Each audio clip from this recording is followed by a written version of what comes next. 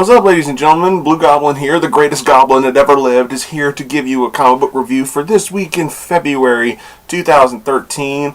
I hope everybody had a great Valentine's Day. I sure as hell know I did.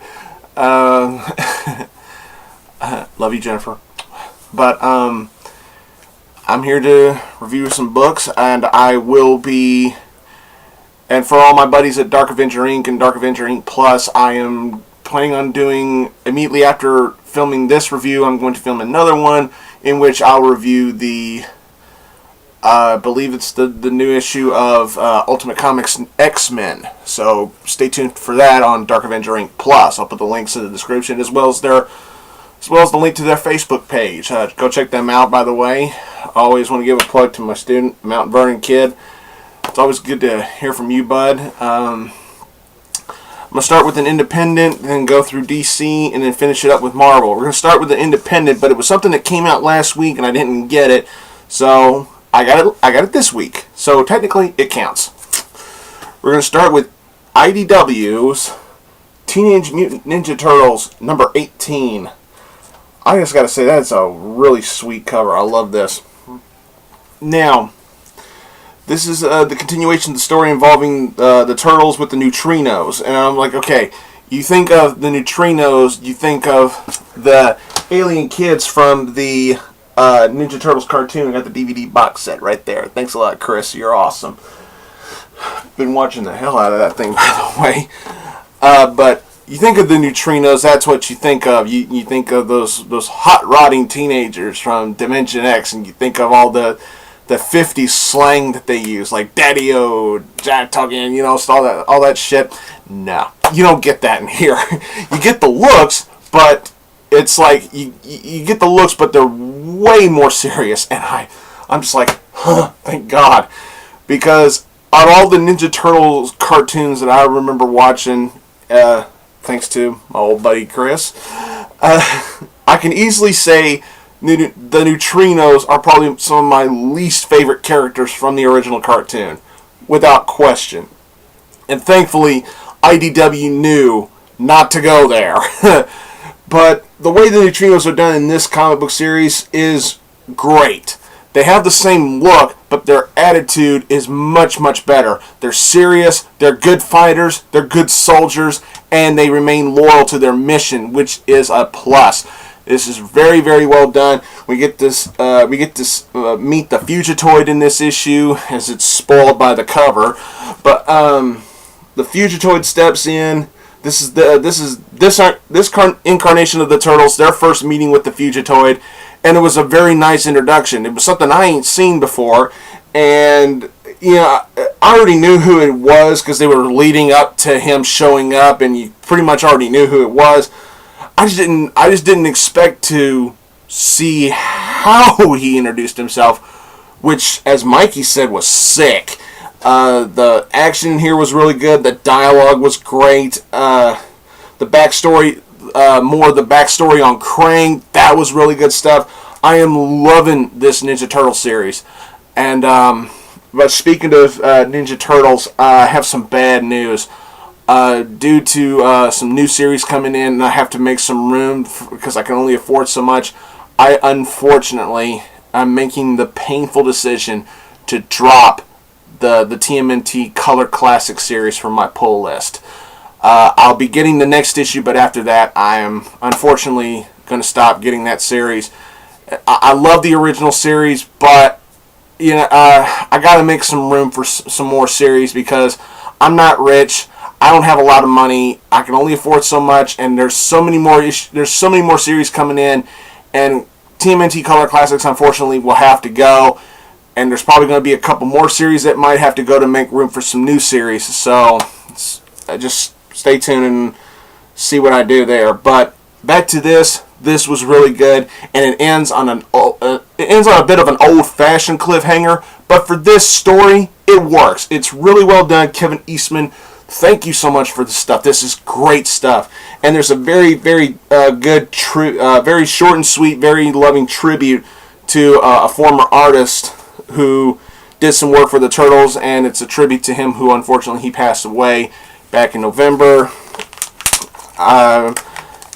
Here, let me pull this out and say who it is. Oh, and the stuff in here from April was really good too. Franco Uru. I'm sorry if I mispronounced that name, but there's a good tribute back here, along with some great artwork from some great artwork for Raphael. This was a good issue, a great solid issue to the Ninja Turtles. It's like IDW knew what to do with the Turtles, and I'm thankful for it. So there you go, number 18. Pick it up. All right, now we're going to go on to DC. We're going to start with not Gail Simone's Batgirl, number 17. I had to do that. Okay, let me clear something up right here, right now. Yes, I was pissed when Gail Simone got fired from this series, and she came back. DC put her back on, which is great. But I told myself I'm not going to drop the series just because they fired or let Gail Simone go or whatever. I'm going to stick to this because, I would be willing to give any other writer a chance with Batgirl because, like Chris, he gets books to support characters, not writers. I can sort of agree with that. I would get this series to support both the character and Gail Simone, but, I don't know. I feel like I gotta... Look, I'm probably going to spoil the hell out of this particular book because I kind of feel like to review it, I'm pretty much going to have to. So there will be some spoilers for this particular issue of Batgirl. So if you don't want to know what happens in here, see if you can skip along to the next book in this review, okay? But if you don't mind or if you don't care, then stick around and enjoy. The writer that's brought in here is Ray Fawkes, and the reason why I want to talk about this book is because what in the blue hell was this? This book creeped me out and puzzled me at the same time. I'm like, did Fawkes really write this, or was he copying off Frank Miller's paper? You almost want to see Linkara walk in my door and pull out a clock and say it's Miller time. I'm not making this up. This is what I read on the first page. So here it is. This is the narrator, who we later find out, spoiler alert, is James Gordon Jr. is the narrator of this issue. I'm going to read it like Linkara would do Frank Miller, or Crazy Steve as he calls Batman in the All-Star Batman. There it is again. This time it comes in fire. This time, it roars a red-hot blast, charring the air itself, turning it black. It melts the asphalt down into tar. It strips the paint from steel, the flesh from bones. It takes the function from everything. There it is again, the dark threat of Gotham City, bursting forth, exulting in itself, in fear, in death. It never hides for long. This isn't an issue of Batgirl, ladies and gentlemen. Now, what I will say is Daniel Sampier, I hope I didn't butcher that name, he does the artwork for here, and the artwork is incredible. I do love the artwork. It is beautiful. But some of this writing, the narration from Jim Gordon Jr. is just creepy. I mean, it's just basically the first 3 or 4 pages is nothing but it's almost completely just nothing but narration. It asks a question. It is a question. How long can you endure? How long can you survive? How much are you willing to take? In the face of relentless hazards and pain, when do you hit your limit? When do you surrender? Batgirl answers that question by leaping into the thundering air. No, she doesn't leap. She dances. She will never surrender. Never. What the fuck is this? Seriously, there's all kinds of stuff. There's all kinds of just dialogue like that in here. The character development is really off for Barbara, in my opinion. I mean, just one issue, and I'm already deeply missing Gail Simone. Look, no offense to Fawkes, but goddamn, what were you thinking? You're writing this like Frank Miller would. You got James Gordon Jr. in here. You got him doing some of the creepiest stuff, especially when it comes to talking to his sister.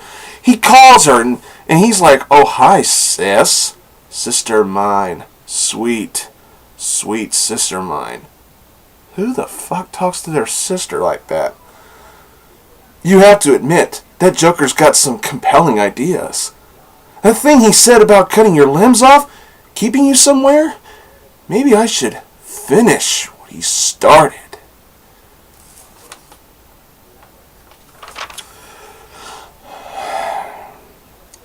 And just to entertain you even more, here's some more of the dialogue from the narration. There it is again. She thought she might sit back and let the police handle this one. She thought she might finally get a little rest. That's not how this works. The cops on the scene here are rookies, replacing the ones Joker killed. This time, they're the ones who have to face it first. She really wants to put Joker's men away. And she really wanted the cops to be seen doing it. To send a message. To prove a point. She's going to be the one getting the message. More of the same kind of stuff goes in here. We get to see Barbara kicking some ass in here. And there's some more narration. I know her so well.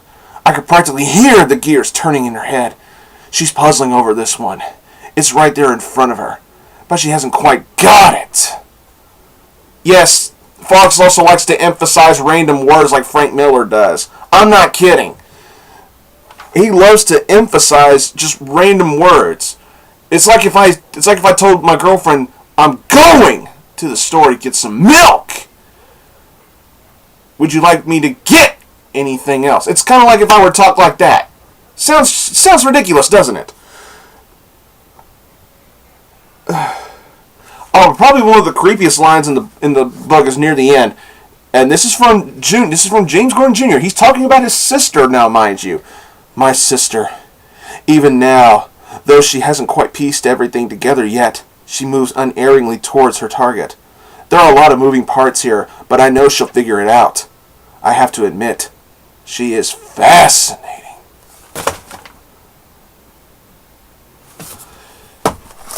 Fail. Moving on. Ugh. God. There's some of the stuff that just... Oh, God. Moving on. Oh, God. I need a shower after I finish this. Alright, Pick of the Week time. Pick of the Week goes to Batman number 17. Yeah, y'all knew this was coming. This was great. Oh, my God. Now, you want to talk about creepy stuff, you can't go wrong here. This is creepy stuff done right. There's no incestuous lusting at somebody's sister. I mean, this is creepiness done right. I mean, Scott Snyder nailed it. He just nailed it. Greg Capullo's artwork just shined. It was great. I got to admit, I was wrong. Minor spoilers. Okay, minor. I was wrong about what was in the dishes that Joker was serving. It wasn't what I expected. I'll go ahead and give you what I was guessing. I was thinking that this son of a bitch was going to serve the Bat family pieces of Alfred. That's what my original thought was. Thankfully, it wasn't that. But what he does with Alfred is kind of. But what a colossal bluffing mindfuck the Joker does in this book. Jesus, I mean, he had contingency plans and everything. It's like my only minor nitpick about this book. The only thing that keeps it from being perfect is the fight scene between Batman and the Joker at the end of the book. To me, without the dialogue, if you ignore the dialogue completely and just focus on the action, just on the fight itself, it kind of looks like something it kind of looks like one of those fight scenes that Batman had with the Joker in the Batman animated series. You know, they would be trading slugs, and the fight would end with Joker falling off a cliff or falling in water or falling down a pipe or something. It's like he would have this big fall and you're thinking, oh, he's obviously got to be dead. Nah, he can't possibly be dead. He'll be back. It was one of those fights. to me, that looked kind of unoriginal, but the dialogue in the fight is what saves it. It is good stuff. The dialogue is great. Batman knows how to play mind games with the Joker as well, and I just loved every bit of this. This was great. So much bluffing, so much creepiness, so many twists in this whole entire series, and this conclusion really nailed it for me. Whether you loved it or you hated it, that's your business, and that's fine. I respect that. But in my opinion, this was a great conclusion to a great story. The only other problem I have with this is how in the hell are you going to top this? I mean, good lord, this has got to be one of the best Batman stories I've read in a long time. And I got to admit, you know, when you're bringing somebody in like the Joker, you have to have high expectations because he is like the arch enemy of all arch enemies when it comes to Batman. And when you're bringing him in, you gotta deliver. You gotta deliver because it's hard to nail it this good with somebody this legendary of a villain. And Scott Snyder nailed it. I really loved it. It did have its flaws, but in the end, it was an awesome conclusion to the story. I highly recommend you pick that up. Hang on a second.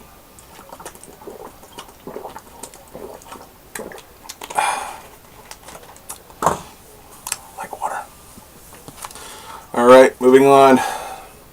Batman and Robin number 17. Peter Tomasi and Patrick Gleason continue to do a good run on this series. I do like that cover. That cover looks simple, a little generic, but for Batman and Robin, it works. I mean, it's got like a touch of nostalgia in it with a bit of a modern twist on it, and I really like it. You know, sometimes it's the simplest things that really make you go, wow, good cover, really good cover. The name of the story is, you know, Nightmare City and everything. What this basically is Batman, Robin, and Alfred, they just have a bunch of nightmares. That's it. That's pretty much it. Robin has a nightmare about whether he should be a Wayne first or an Al Ghul first.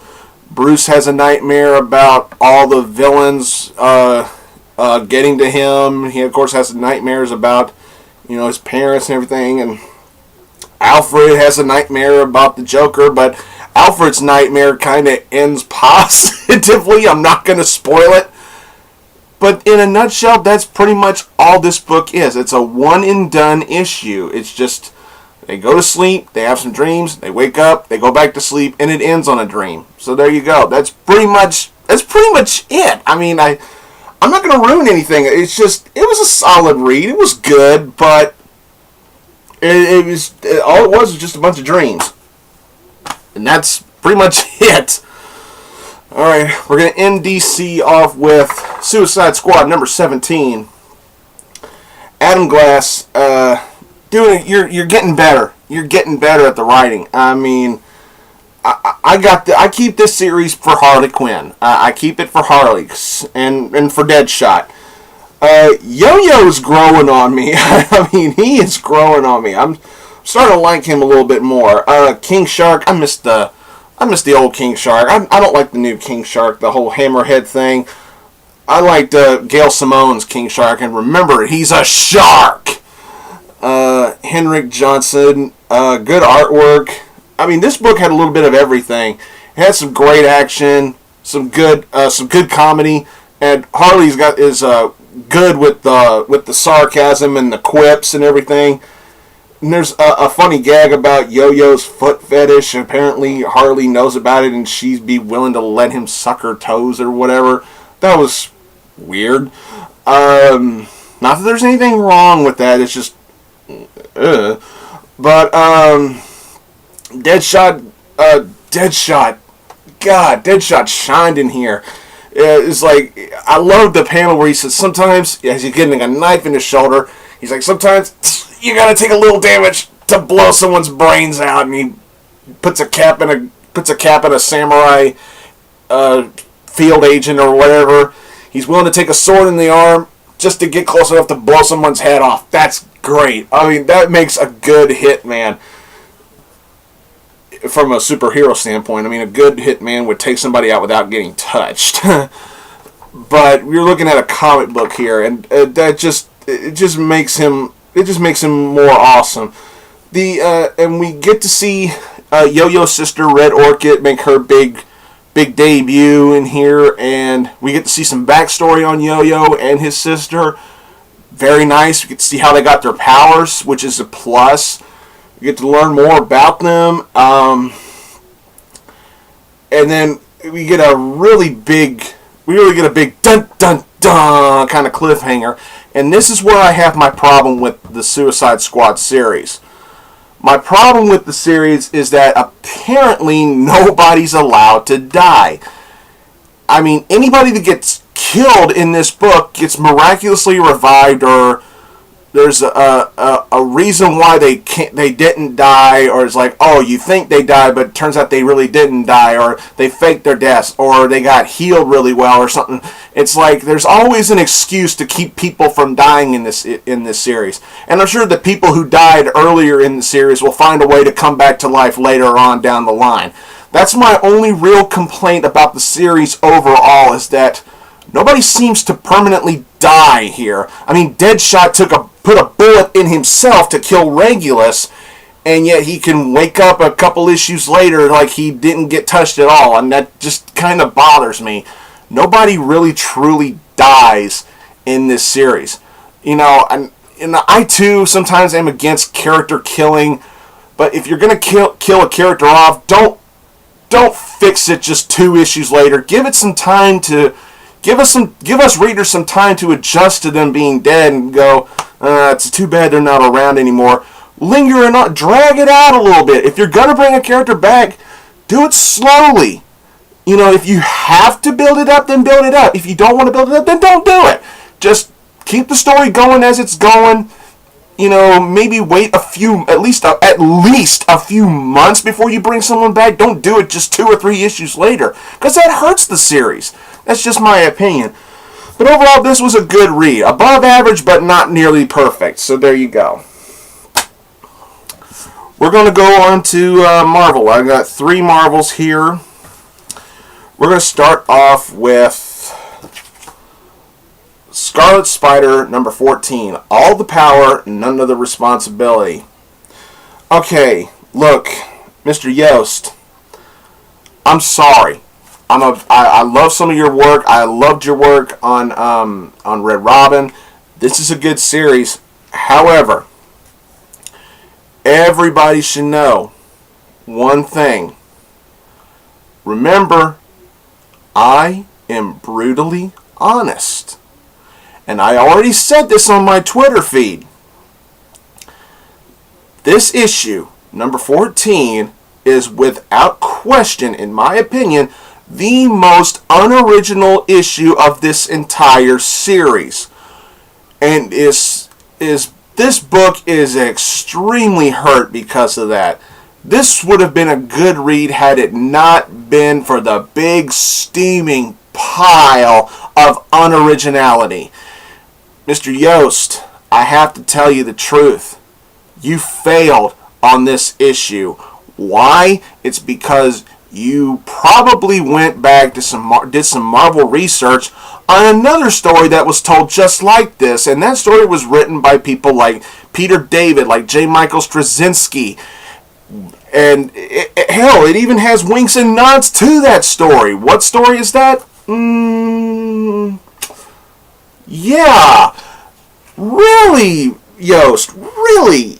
It's almost like you literally copied the plot of the other. You copied the plot. It's like Kane dies. He's a big spider. He wants to resist it, but in the end he accepts it. Gee, where have I seen that before? And it ends with a horrible looking Scarlet Spider on the last page. I did not like Kane's new look. I think it's hideous. I don't think it's going to go anywhere. And overall, I think this particular issue seriously hurt this series. Unoriginal. The rest of the stuff bored me. I mean, I've read this stuff before. About 6 years ago. Why are we getting this? I don't know. I don't know what Marvel was thinking. I don't know what Yost was thinking. I don't know if he chose to do this or if he was forced to do this. It doesn't really matter. To me, this issue is a fail.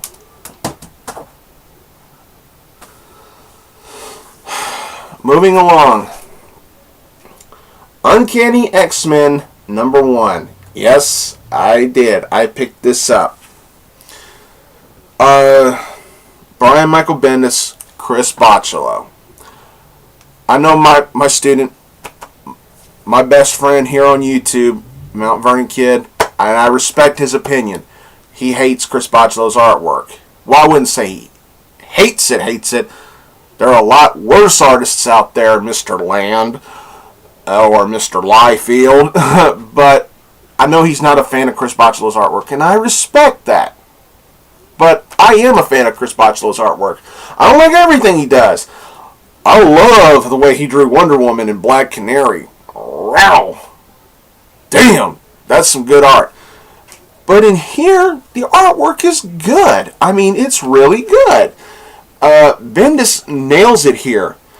I hate to say this to any really big Cyclops fans, especially Sick Rick Joseph. I really don't want to say this to y'all, but this book did a fantastic job of vilifying Scott Summers, or Dick Summers, as we've been calling, as us Cyclops haters have been calling him. I too don't understand why Magneto shaved his head bald. I don't know. Maybe we'll get a backstory on that. But it's basically Cyclops, Magneto, Emma Frost, Magic, and some of the mutants they've been finding that have been popping up since the whole Phoenix dilemma. But yeah, I mean, this story just, I couldn't help it. This is how I feel. This is how I personally and honestly felt. This book even further villainized Cyclops. I mean, he doesn't have full control of his powers anymore, and he knows this, yet he recklessly used a full energy blast in an area where he could have easily, by accident, but easily could have killed everybody around him, and he acts like he doesn't really care, but I know he probably cares, but he acted as if he didn't really give a shit. And I'm like, I mean, this is a big smack in the face to everybody who wants Cyclops to be redeemed. And hell, Magneto even says, you know, minor spoilers here, I'm sorry, but Magneto even says, Cyclops, you can't kill him, because if you do, it will martyr him. And this wasn't said in the book, but this is also how I feel. Sometimes I think to myself, maybe Scott wants to be killed so he can be martyred. Or maybe Scott would accept being killed because it would martyr him. It would make him further look like that he was right. Whereas this book clearly paints him to look like a villain. This is just how I feel. But does that mean the book is bad? No, of course not. This book was really good. I really liked it. The pacing was good. The dialogue was good. And I'm sold. I'm sold. Give me this Uncanny X-Men. Don't give me that shit from Kieran Gillen and Greg Land. Don't give me any of that shit. Give me this shit. This shit was good. Enough shit. But this was really good. This was a strong start. And the ending made me go, how the hell is that? When the hell did that happen? You know, it's one of those kinds of endings, one of those kinds of cliffhangers. You know, you're like, how's that possible? When did that happen? You know, you kind of want to put the time blocks back in place or something. You know, like, okay, he was here, now he was there, now he's here, now he's bald. What? I don't know, but it's good. It got my attention and it's got me gripped, and I'm ready for more. There you go. Uncanny X-Men #1. Thought it was a good read. Good work from Bendis and Bachalo. We're going to end this review with Wolverine and the X-Men #25. Jason Aaron and Mr. Perez. I love this stuff. This is good. This is basically Wolverine taking some of the students of the Jean Grey School on a field trip to the Savage Land. And that's pretty much it. I mean, this This idea was this was basically an idea of both Wolverine and Beast. Wolverine believes this will teach the kids about survival, teach the kids about how to work better together as a team rather than separate. Still, the stuff between Wolverine and Quentin Quire, phenomenal stuff. Love the animosity between them. Love Quentin Quire's dialogue. His character really shines in this issue. Still reeling on what's happened to Brew, which is really a shame. But we really get to see some good stuff from some minor characters that didn't get much exposure before this issue, which is a plus. I'm always for having a book shine new characters and having us see if we can get emotionally connected to them. So this book nails it for that. This is really, really well done. Great dialogue, as I've said. The drama in here shines really well too. I can't get enough of this. But the cliffhanger, I didn't know what to think about the cliffhanger. I didn't know whether to think it was good or whether it was bad. I'm kind of on the middle with the cliffhanger because it's one of those kinds of cliffhangers that you probably could guess it was building up to that, but at the same time you really didn't know if it was going to happen or not. You know, it's one of those types. You don't really know what to think about it, and probably until you get the next issue, which is probably which is what my verdict is for it. It's a strong issue, good storytelling, and that's pretty much it. I mean, you know, will the students learn to work together? Who knows? This was good. This was really good. I still say Wolverine the X-Men is one of the best X-Men titles out there. I think it's really well done. Jason Aaron, thumbs up. You're doing good. All right.